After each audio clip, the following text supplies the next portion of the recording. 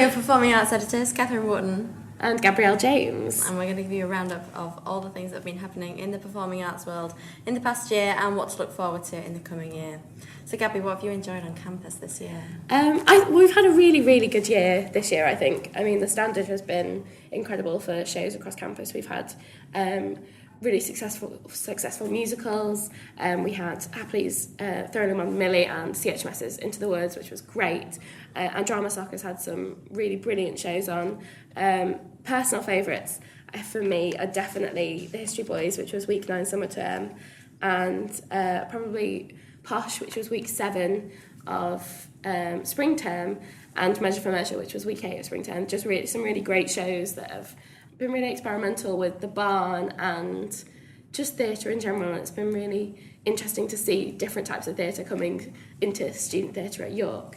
I think particular mention should also go to The Accrington Pals and The Day and the Death of Joe Egg, which are 2 shows that were on in winter term that got shortlisted for ISDF, which is the International Student Drama Festival, which, as you can probably tell, is an international festival that they have adjudicators come and see student produced shows, and then they shortlist from all the shows that they see a list of shows that they think are really good, high quality shows.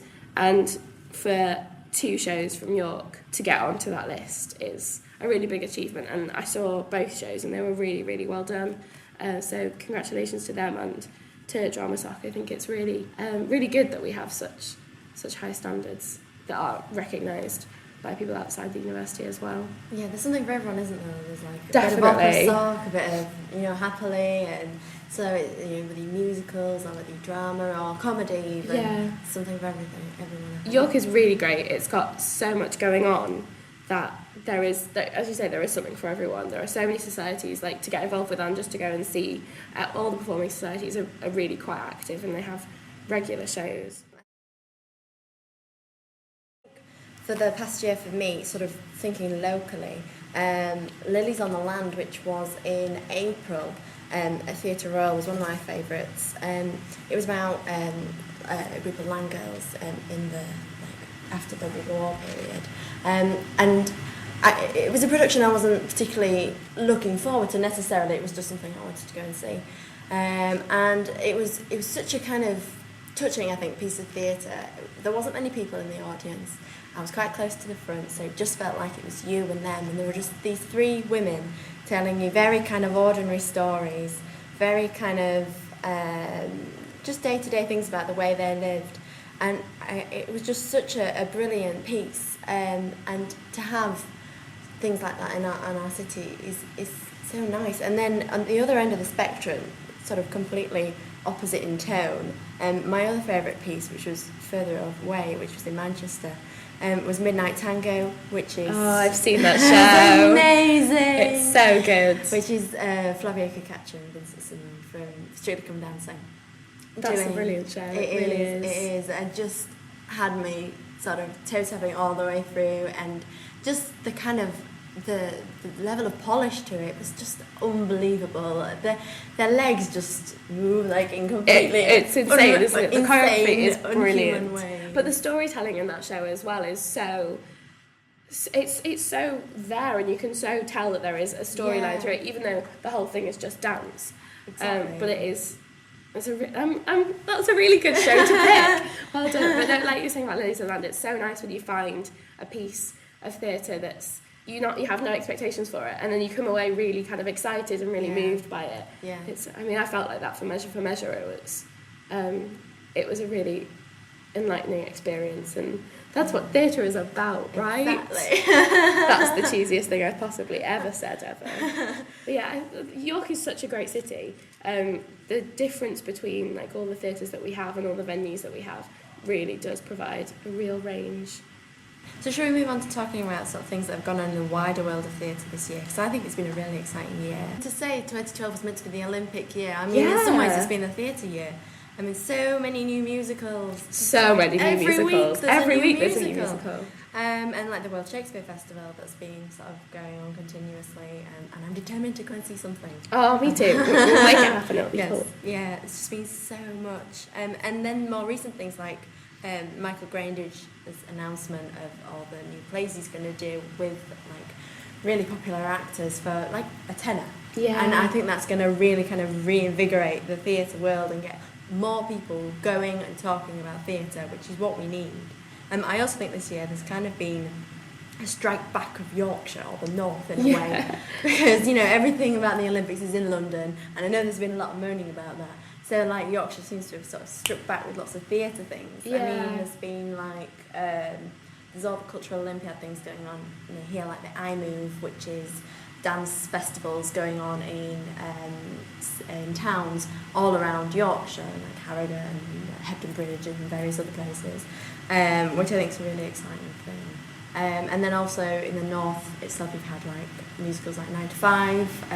That's starting here, isn't it? Yeah, lots of things have been starting in the north, which is unusual. So they're sort of testing the ground in like Manchester or Leeds, and then taking it to London rather than the other way around. I think maybe with the BBC move from London to Manchester, I think the north is going to become a real centre for culture, I think, in the coming years with the BBC and with all this theatre developing in the north and specifically Yorkshire. Like, I went to the West Yorkshire Playhouse last night to see a new musical, Loserville, by James Bourne of Busted fame, and it's great to see new things being tried out here as opposed to London, because it's just more accessible. Yeah, and I mean, coming up as well, we've got lots of like exciting things, like the Mystery Plays, of course, we have to talk about. Such a big thing. Epic. It's going to be epic. I mean, I've personally done like quite a lot of articles with them, and just everyone I speak to can't stop speaking about the size of it, and just how many people it's going to reach. Like, not only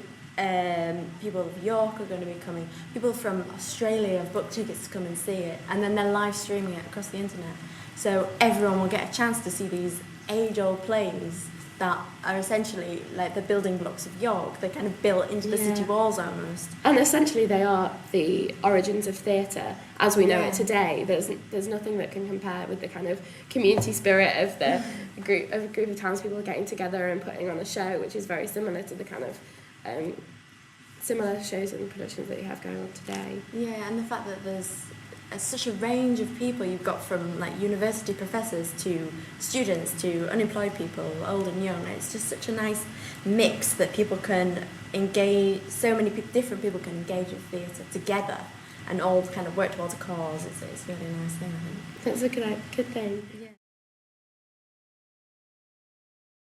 This year, the Fringe Festival. Oh, it's a really big year for comedy. Oh yes, definitely. I don't know if anyone's looked in the programme, like there's about 50 odd pages at the front there, just all comedy, and then there's about half of that for all the theatre and things, which is really, really interesting, but also kind of exciting, because I think there should potentially be some new talent and emerging stars making themselves known at the Fringe this year in the comedy world, because I think the world is ready for some more British comedy as well. Yes, I think it often gets overlooked in kind of the performing arts umbrella, doesn't it? Definitely, yeah. Especially because the Fringe is such a kind of, it's an international festival, and they've got the book festival and everything else going on at the same time, that you can get kind of swamped by it all. But I think this is going to be really exciting, as there's lots of York-based companies going up as well. Yes. Beltup have got 3 shows, and they do phenomenally well every year, but there's also lots of new companies and some returning companies from the university.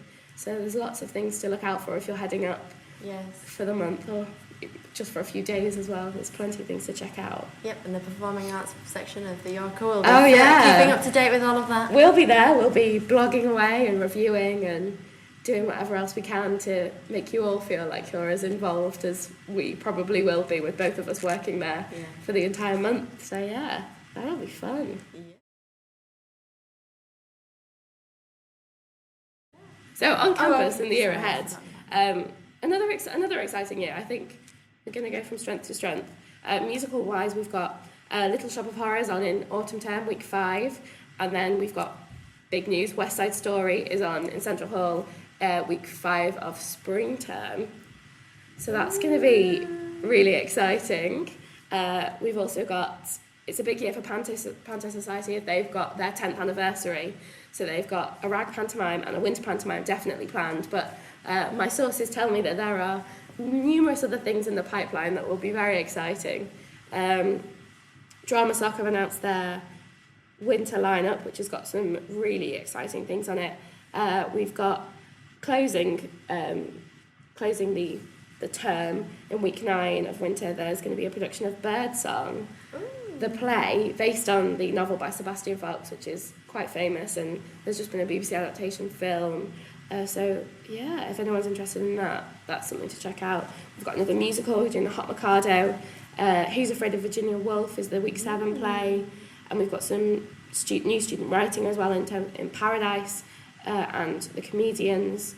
We've also got a murder mystery play called The Death Trap opening the season, and then we have week 6 is An Evening with Gary Lineker, which is a play, I'm told, about the 1990 I think it's the World Cup final where we lost to Germany, quite famously at penalties. It might not be World Cup final, I know absolutely nothing about football. That's why I'm the performing arts editor. Yeah. But yeah, we've got a really varied lineup, I think, and lots of different things going on over the year, which is kind of cool. Yeah, so I think we've got a really exciting year booked up ahead. Definitely. I think lots of things both on campus and off. Keep checking the performing arts section for lots of things always going on. We're going to get lots of features going up over the summer, lots of Edinburgh Fringe things. The Orca is always here for your performing arts needs. We are. And that's all from us for now. Thanks very much for listening. Bye.